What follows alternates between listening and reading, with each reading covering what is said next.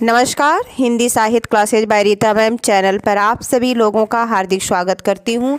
आज मैं लेके आई हूँ क्षितिज भाग 2 से पाठ लखनवी अंदाज, जिसके लेखक हैं यशपाल जी।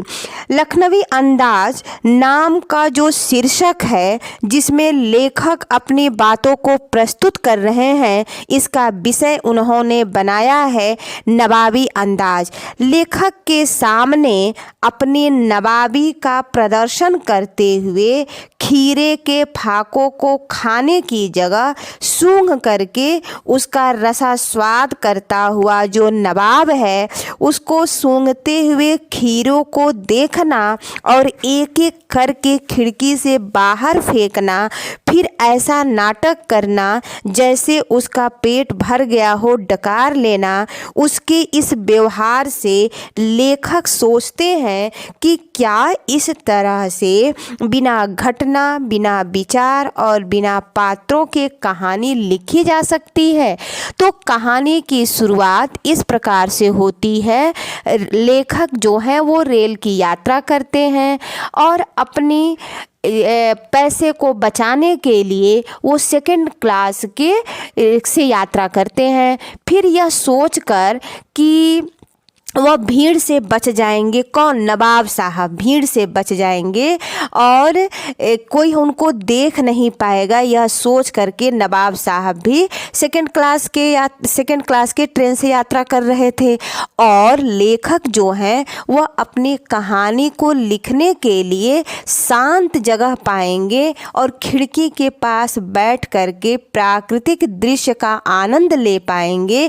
यह सोच करके वह जो है खिड़की के पास बैठते हैं। ठीक है, गाड़ी छूट रही थी, दौड़ करके लेखक जो है वो डिब्बे में चढ़ जाते हैं। लेखक को अनुमान था कि डिब्बा खाली होगा, लेकिन वहां देखते हैं कि लखनवी अंदाज के एक सफ़ेद पोश सज्जन जो हैं एक वर्थ पर पलथी मारे बैठे हैं। उनके सामने तौली पर 2 खीरे रखे हुए हैं। लेखक को सहसा जब लेखक आते हैं तो शायद नवाब साहब को ये लेखक का आना अच्छा नहीं लगता है और नवाब साहब के प्रति लेखक जो है कोई रुचि नहीं दिखाते हैं और उनसे परिचय करने का प्रयास भी नहीं करते हैं। लेखक ने उनकी तरफ से आंखें भी चुरा ली, अर्थात जब आपसे कोई नहीं बढ़ेगा बात करने के लिए तो आप भी अपने स्वाभिमान को बचाते हैं। फिर नवाब साहब का भाव परिवर्तन अचानक कैसे हो गया? लेखक सामने बैठे हुए थे, नवाब साहब के बारे में लेखक सोचने लगते हैं कि शायद यह जो नवाब साहब हैं वह अपने आप को सेकंड क्लास टिकट में जो यात्रा कर रहे हैं उनको मैंने देख लिया, शायद ये सोच करके उनको अच्छा नहीं लग रहा हो, क्योंकि वह यह चाहते हैं कि उनको इस सेकंड क्लास दर्जे में यात्रा करते हुए कोई उनको न देख ले। और अपना समय बिताने के लिए शायद उन्होंने खीरे खरीद लिए होंगे और वह अब किसी के सामने खीरा खाने में संकोच कर रहे हैं। नवाब साहब खिड़की से बाहर देखते हैं और स्थिति पर विचार करते हैं। अचानक भाव परिवर्तन होता है और लेखक से खीरा खाने का शौक पूछते हैं कि शौक फरमाइए। लेखक जो है कहते हैं कि नवाब साहब का अचानक भाव परिवर्तन लेखक को अच्छा नहीं लगता और वो शुक्रिया करके उन्हें शुक्रिया कहता है। नवाब साहब ने खीरा को किस प्रकार से काटते हैं उसका भी वर्णन बहुत सुंदर लेखक करते हैं। कहते हैं कि नवाब साहब कुछ देर खिड़की के बाहर देखते हैं, फिर बड़ी प्यार से उस तौली को उठाते हैं, खीरे को पोंछते हैं, चाकू निकालते हैं, गोदते हैं, झाग निकालते हैं, फिर छीलते हैं, उसको काटते हैं, बड़ी करीने से उस पर नमक डालते हैं और उसके बाद से लेखक उनकी सब भाव को देख रहा है कि किस प्रकार वह खीरे के साथ व्यवहार कर रहे हैं, कितने प्यार से उसको काट रहे हैं और क्या दिखाना चाहते हैं।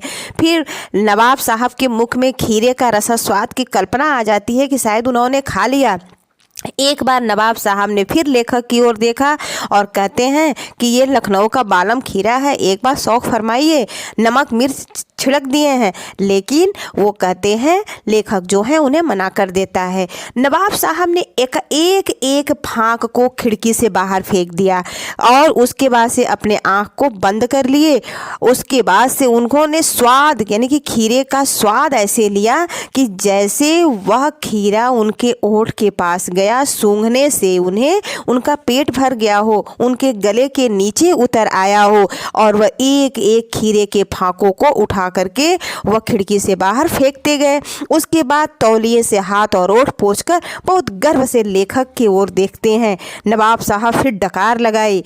लेखक ऐसा सोचते हैं, क्या खीरे को सूंघकर और फेंककर हाथ मुंह पोंछकर इस प्रकार से लेट गए? क्या वो थक गए हैं नवाब साहब? नवाब साहब की जो प्रक्रिया थी उसको देखकर शर्म महसूस कर रहा था और सोच रहा था कि खीरे के प्रयोग से जो लेखक है जो देख रहे हैं, क्या इस प्रकार से उदर की पूर्ति अर्थात पेट भर सकता है कि बस सूंघने से? इसी बीच नवाब साहब को डकार आई और लेखक की ओर देखते हुए कहा, खीरा लजीज होता है लेकिन होता है शकील, नामुराद मैदे पर बोझ डालता है।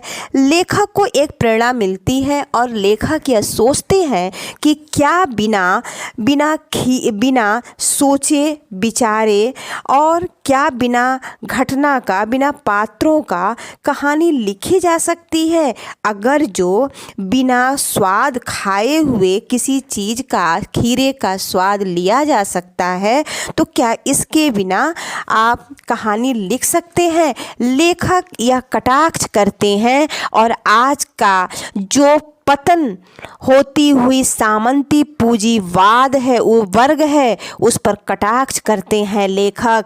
जो ये सोचते हैं कि जो बहुत सारे आधुनिक जीवन में जीना चाहते हैं और एक बनावटी परजीवी अर्थात दूसरे की संस्कृति में जीना चाहते हैं और झूठे अपने आन बान शान को दिखाने की कोशिश करते हैं, जो कि बिल्कुल झूठा होता है, उस वर्ग पर बहुत ही सुंदर कमेंट यानी कि व्यंग यहाँ पर लेखक करते हैं कि हमें किस प्रकार से अपनी वास्तविकता के साथ जीना चाहिए, अर्थात बनावटी और परजीवी संस्कृति को जीने में अपनी शान मान नहीं समझना चाहिए। तो आज के लिए बस इतना ही। धन्यवाद। नमस्कार।